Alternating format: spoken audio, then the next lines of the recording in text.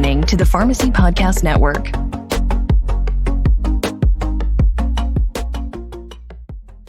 Hey, this is Todd Urey, CEO of the Pharmacy Podcast Network. We're here live in Orlando, Florida at the National Community Pharmacists Association's 2023 coverage show. We can't wait for you to hear these amazing interviews. Welcome to the Pharmacy Podcast Network's press coverage of the National Community Pharmacy Association's annual conference. Hundreds of pharmacists, pharmacy owners, technicians, and students attended the 2023 NCPA annual convention at the Orange County Convention Center in Orlando between October 14th and October 17th. Thank you to the Independent Pharmacy Cooperative, known as IPC, for being our media support sponsor for this three-part series. And now, here's part one with our host, CEO and founder of the PPN, Todd Urey. One of the most energizing and inspiring people that I met in pharmacy through PDS years ago, probably over 10 years ago, was Kelly Babcock, and she is here with us at the IPCRx booth here at the NCPA 2023. Kelly, I cannot believe that it's taken this long to get you on one of our shows. I can't either, Todd. Thank you for having me. You're very welcome. Oh, my goodness. You've always, like I said, you've always been inspirational to me. You talk with not only authority, but you talk with joy. And I picked that up in your voice. Thank you. I certainly try to bring that to the table. This is, and it's easy because I have such a passion and a heartfelt desire to support independent pharmacy.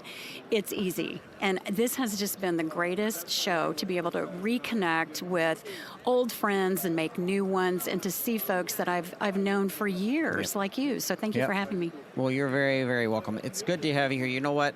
There's an aspect of community pharmacy that I was talking with Dr. Ken Tai about with 986 pharmacies, and that was the subject of leadership and how the NCPA is leading community pharmacies from so many aspects, especially policy development, PBM reform, and we understand that. But if we start to get home, we start to take ourselves to our pharmacies, and a community pharmacy owner sits at the end of the day and they're realizing, what am I doing right and what am I doing not so right or wrong in not leading my team in order to get more for less sometimes, because there's less money in the pot. Right. And I want you to speak on the concept of leadership, because you have spent years and years and years defining what is leadership and how to roll that leadership concept out to community pharmacy owners. Well, absolutely. So, Todd, let me just say that, ironically, 13 years ago, when we surveyed independent pharmacy owners about the number one pain point they experienced, universally, it was leadership. How to be a leader. Clearly trained to be a pharmacist, and yet now I'm running a business. Yep. Now I'm operating at a different level. I have people that are responsible, that I'm responsible for. And how do I motivate? How do I inspire? How do I manage these people to get the best performance and the best results for the business? And so fast forward 13 years later, leadership and confidence in leadership is still at the top of the list. And this is not just the world according to Kelly Babcock.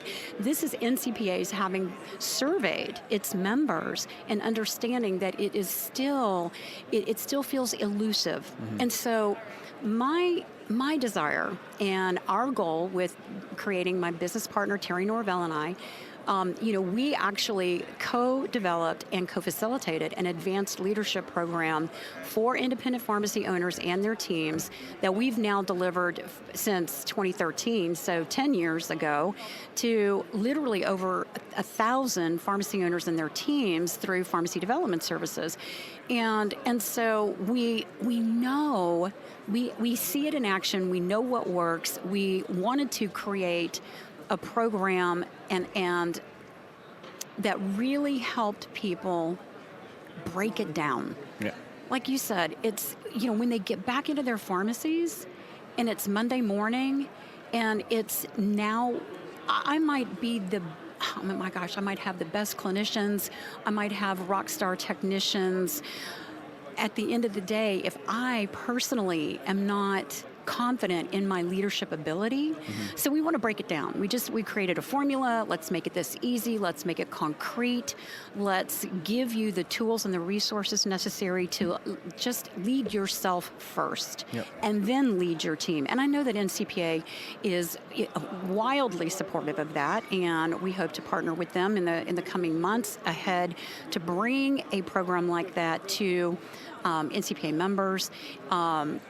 Listen, you have to start with managing yourself first and being a leader in your own life. And then that, it's that old saying that a rising tide floats all boats. So you elevate your skills in one area and you begin to show up, who you are is how you lead. So we focus a lot on getting you clear on who you are so that you can be the best version of yourself and then lead your team with passion, with competence, with confidence. Yep. That's very important.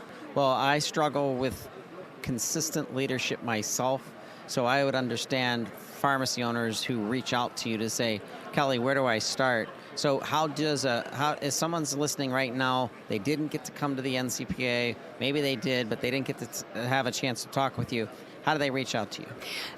Find us easily. It's leadershipgrowthformula.com. And Kelly at leadershipgrowthformula.com, well, that's a mouthful, is my email address. You can find us on LinkedIn, on Facebook, Instagram. Terry Norvell and I are committed to supporting. Our mission is very simple. Help you be a better leader. We just want to support you in being a better leader. And we know that exponentially the impact that can have in this community, in the independent pharmacy community. And so we're committed to providing, on-site programs. We are doing live 2.5-day sessions throughout the year. So I believe that there's a way for us to customize this for any leader in the independent pharmacy space and community pharmacy. leadershipgrowthformula.com. Once more with feeling, leadershipgrowthformula.com. And if you can't find Kelly on LinkedIn or the web, if you reach out to Pharmacy Podcast, I will get you in touch with Kelly. Absolutely. We have to have you back. I want you to come back. Let's do a This Week in Pharmacy. Yes. Let's talk about leadership. Without question. You will find, as you now know, that I am not short on things to say about leadership. It's been my passion. I've managed and led teams for my entire adult career, and it is the most challenging and yet can be the most rewarding thing you ever do. That's awesome. Thank you, Kelly. Thank you, Todd.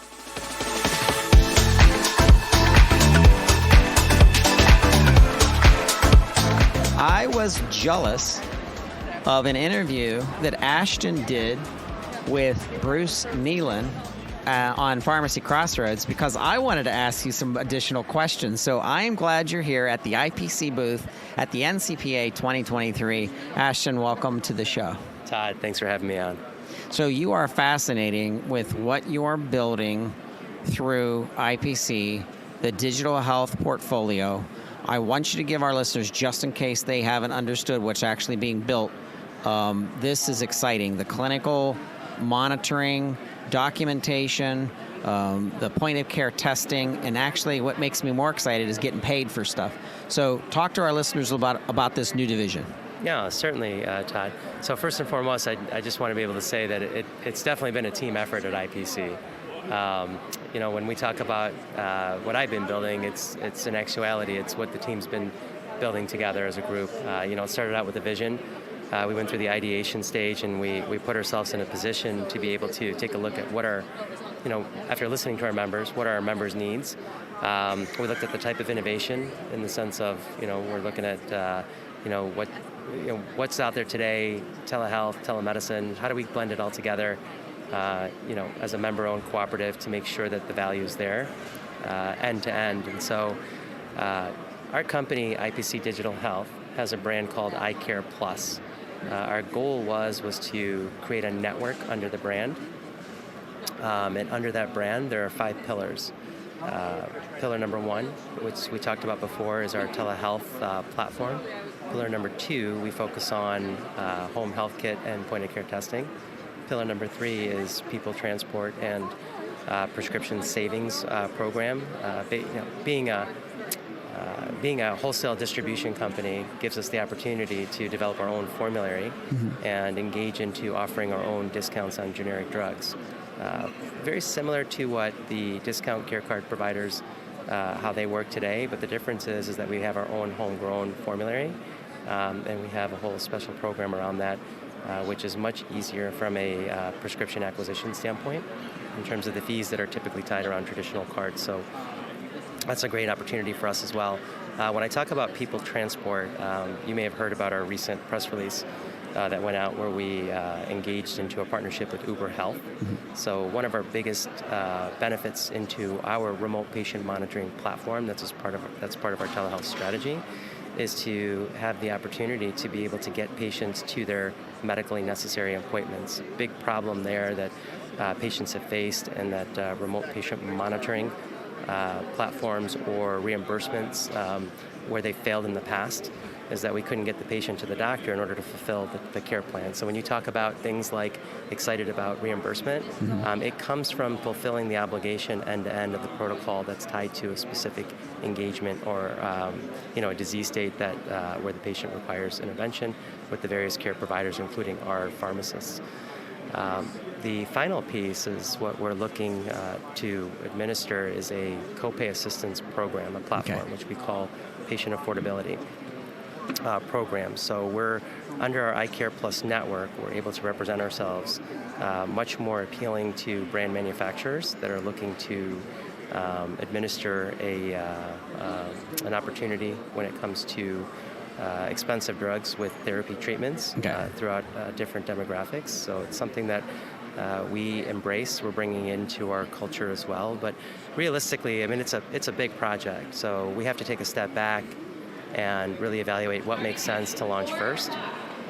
And that's our telemedicine and telehealth platform. We have various types of reimbursements built into it at a grassroots that focus on cash patient reimbursement. I'm not going to spill all the beans right now, but it's something we've been able to work into our platform. And then also integrations with home health kit labs. Home health kits is a way that we can merchandise, distribute from our distribution facility directly to the stores. And then the interoperability or the integration with the home health kit labs is a way for patients to receive the results directly into the mobile app. And then at the same time, the pharmacist can go into the provider platform and take a look at those labs, then follow up with a call on our platform as well. So it's a major paradigm shift where there's a lot of community pharmacy owners listening right now, and they think, my goodness, while there's opportunity here that's being built out of this platform and digital health tools, and being able to be paid to do clinical services makes sense. That's a big paradigm shift from where we were for the last 100+ years in pharmacy, which was all kind of driven by the NDC number and the medication that was being dispensed. So there's a challenge there for pharmacy owners to kind of think this through, especially if they think, is the payment going to come? Is it really going to happen? So talk to me about that whole concept of this big shift in what a pharmacist is going to do in the future. Yeah, so, we like to say the future is now with the way we've strategized our platform. I think traditional platforms didn't really take off as well, in our opinion, because they weren't designed around the active CPT codes that are designed exclusively for remote patient monitoring and that were released by CMS.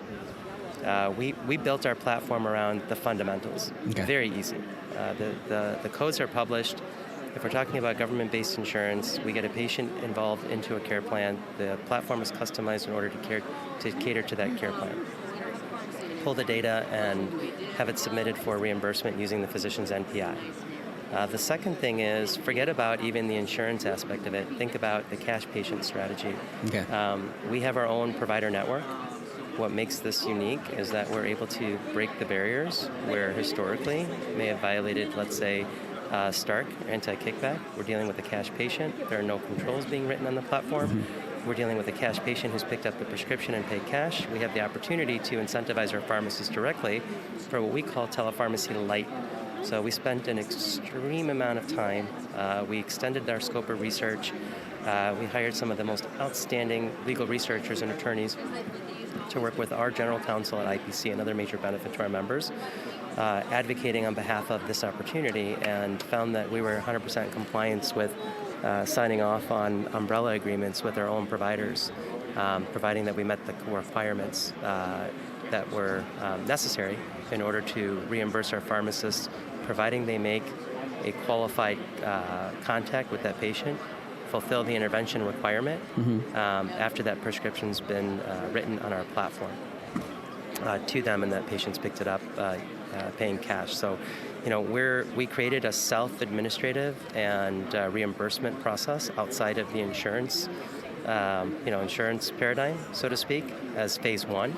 We wanted to get this off the ground quickly. We also created what we call that integration with home health kit labs, so we can merchandise material. We can merchandise critical, important home health tests directly from our stores, so patients can save exponentially. Those that don't have insurance or even underinsured from having to go to a lab and spend thousands and thousands of dollars on a test that is much more affordable at the store level and can be sold directly at the store for a margin. We looked at the simple things in terms of making sure that most patients don't really understand those lab results that come back. They need a help. They need a facilitator. And I shouldn't speak for every patient, but I think it becomes more complex when you have lab results that come back. You're looking at the results and you're trying to make sense of them. If these results are coming directly back from their, if you're connected to what we like to call the pharmacist as a provider, and they have access to those results, the simple feedback and the engagement between their pharmacist and them is realized in the result that comes back and the consultation tips that are built into that lab report. So the platform allows the two to engage, make sense of that report, and guess what? The patient saved thousands of dollars and the pharmacist made a little bit of money as part of, again, our phase one deployment. So we took a lot of things in consideration. There's a big picture in terms of our future-proofing strategy, which you've heard that headline a lot in terms of future-proofing. Independent pharmacy. We have, again, the luxury of doing a lot of things being a distributor. We've historically focused on a lot of again, like you said, NDC molecules, but we're looking at also from the home testing standpoint, how can we make it even easier for the patients? We think we can drive a more compliant patient through our pharmacy network with the right tools and resources, and we believe that we can also generate stronger interest from payers, private plans, because of that type of network status. So they're not just, let's say, working with independent pharmacy down the street. They're working with an independent pharmacy that's known as iCare Plus. That's part of a much broader network with greater aggregated data and volume in order to really, address the needs in areas where there are social health inequities, for example. So. We're very excited, how far we've come. We're getting ready for our process-based alpha test. What that means, it's something really simple. In order for us to support a program like this at scale, we have to make sure that it's embedded within the IPC infrastructure. That means the support services, everything that our members have come to trust and rely on, from the traditional model and then modernized model that can speak to these type of adherence-based digital platforms, so they get the right service based on their type of need, and then their patients are also caretaken to as well. The other piece as well is, we have to test our processes, which we like to call a sale-to-delivery approach. So we can take on an order, get it to the store, and then we trigger our training and get the stores ready to operate under the uniformed iCare Plus brand. Excellent. Oh, Ashton, we're going to be looking forward to hearing more about this, and then eventually do some interviews with members who have engaged and have rolled it out. So I'm excited to be a part of this. It's so great to be here at the IPC booth here at the NCPA 2023, and we appreciate your insights. No problem. We're very excited. We're in the process right now of generating a lot of buzz. I think one of the things that we can't forget, and I think just me being on the vendor side for so many years, I think the most important thing, now that I've made the switch to the retail side, our members need to really understand what we're investing in terms of long-term picture, what value we're bringing to the table. So to isolate it and kind of just keep it lock and key in a closet, that's not our strategy. So we're building the hype. We're making sure that we tell the story. It may not be as clear to some folks that haven't really seen it end to end, but the key is that that's where our mindset is. That's where our expertise is. That's where our team comes from. We're investing heavily in expertise, in simplicity, and we're taking this as a phase-in approach rather than just throwing a marketplace of programs out there and just saying, hey, you do with it what you please. We're really heavily invested in an end-to-end concierge, white glove service model, because that's the way we think this is going to work. We're there to help support our members accelerate at this program, and like you said earlier, Todd, we're mitigating the reliance on prescription reimbursement because it's just really not there anymore, not as much as it used to be. So. Great. Well, thank you, Ashton. Thank you.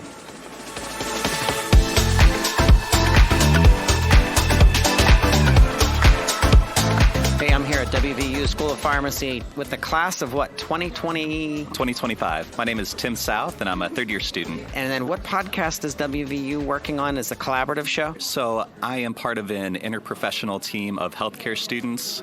We are IRB approved. This is WVU funded to start a podcast that is working on spreading awareness of marginalized healthcare populations and stigma in healthcare and how we can provide better care as providers. The name of the podcast is West Virginia Voice, or WV Voice. It's WVoice, and we're going to be dropping our first episode in the next day or two. We're going to put out one episode per month for 11 months, looking at 11 different populations that are stigmatized or marginalized within healthcare.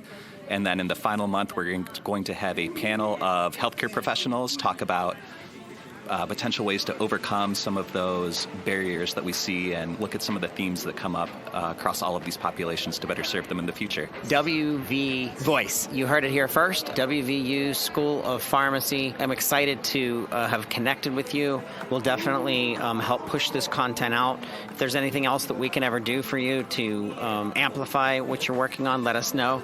But thank you so much for being part of this very short episode. Thank you so much for having me.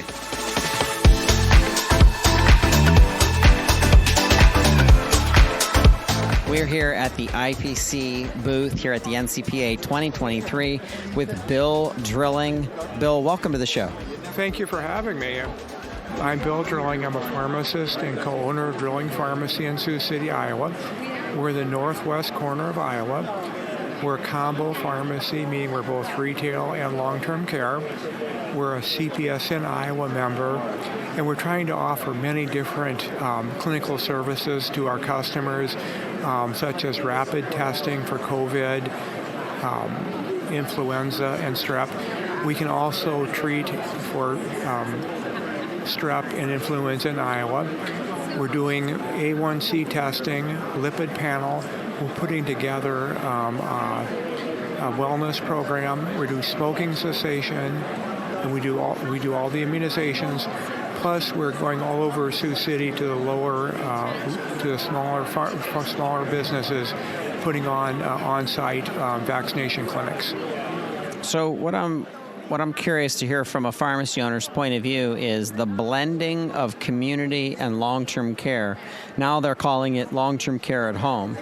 Yes. What are you doing to evolve into that model? Well, I think that is definitely a good model to evolve into. I think that's the way of the future.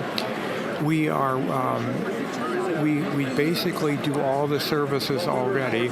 We do compliance packaging. We do deliveries. So I think it's an easy transition for pharmacists to go into medical at home. And I think it's a huge untapped market that we can all work toward and work our pharmacies into. So one of the challenges that I've heard from other pharmacy owners who are wanting to build their long-term care at home is having coverage 24 hours a day, of being able to have a pharmacist maybe possibly answer a question. How are you navigating and or overcoming that? Well, we're still kind of working on that because that is a challenge, and I don't think I have 100% answer. I don't think anybody does. Yeah, and we have we've worked with GeriMed too, and they are IPC preferred vendor, and they have a coverage company called GeriScript. and I thought I might look into that and see how that would work out. So what is it like to be part of a buying group that you're actually an owner in? Tell me about the experience of working with IPC. Well, it's for us, it's been a wonderful experience that everybody that I've talked to or worked with at IPC has been wonderful to work with. We've been very fortunate. They have a very good professional services team, and they've helped us, navigate through different things and helped us, help us get new programs in the pharmacy going. And they really have the game-changing expertise that a small pharmacy needs. Then we've also, taken advantage of the warehouse and their generics. So for us, it's been a very good fit. And we have, at the end of the year, we always get our equity payouts, which is nice, which is a benefit of ownership. And, we have an independent board of directors. So it's been a really good deal for us. Excellent. Bill Drilling, we really appreciate your participation in the NCPA 2023 post show, and we want to say thank you for being a community pharmacist. Well, and thank you. And I just think that we are a very fortunate person. I think I'm very fortunate to be a community pharmacy owner, and I'm very lucky to have such a nice community to work in. And I think all the independent pharmacies across the country can really offer more services and take better care of their patients in the chains. And I think that's why we need a IPC on our team, because they can help us accomplish that goal. Thank you so much, Bill. You bet.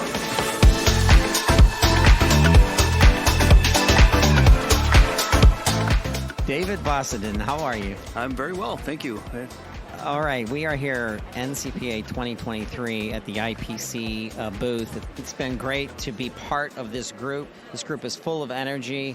We're listening to some of the innovation coming out of the digital health initiatives that they're doing, being able to do clinical billing and testing, as well as the strategies around buying and really being able to rely on a partner that has a bunch of members that are owners of the organization, but you can share ideas between each other. I want to hear your story, David, though. Tell me about your community. Tell me about the pharmacy that you have built, Sierra Specialty Pharmacy. Share this with our listeners. Sure. I've owned a pharmacy since 1998, so about 25 years or so, give or take. Been very interesting run through, and I started in full retail world, and now I've kind of ended up in the long-term specialty or long-term care world, servicing homes and ALS facilities, and then also a compounding shop. So it's kind of been a little bit of a changeover for me over the years, but I'm very happy to be where I'm at right now, and I'm excited for the future. So there are some organizations that tiptoe into compounding that don't have to do sterile compounding, for example. They're just doing some basic things. Are you able to help other community pharmacies out with some more intense compounding needs? I do not have what they would call a 503B designation, so I can't give people compounds. I mean, I can give people my 2 cents worth, as far as that goes. I can do that all day long. But, so I'm a single-use individual. We do non-sterile, hazard and non-hazard product. So we're all compliant with the new USB 800, and it's coming out and all their regulations and stuff that's going to be active here fairly shortly. Yep. So talk to me about long-term care, because that's how I entered pharmacy way back in 2004, was long-term care pharmacy, and that's how I learned about pharmacy, dramatically different in its pure state than community. However, we're starting to see this blend. We're starting to see this long-term care at home. So talk to me about the evolution of what you feel is going to be taking place in long-term care pharmacy. So with long-term care, it's going to be kind of exciting to see what happens in the next few years with reimbursements and all that. I don't service any SNFs, so it's just ALS and group homes, and then we have taken on some of the LTC at home patients, and it's a great service. It's a great service to provide to them, and I hope it continues to to grow the way they hope it's going to grow, to be able to get people the medication they need in a unit dose, or to help the patient become compliant, with their packaging or their products. It's only going to help them keep them out of the hospital and help their overall success in being healthy. What do you think the biggest change is to the business of pharmacy within the last 5 years? The biggest change I see in pharmacy is regulation. We're all being squeezed on all the ends on regulation, and then reimbursements. We're trying to do more with less, and we're always trying to find the next niche market to help support our love, which is pharmacy. It's basically what it boils down to, and support our patients the way we feel they need to be supported. So. David, we appreciate your representation of being part of the board at IPC, as well as being part of the post-show.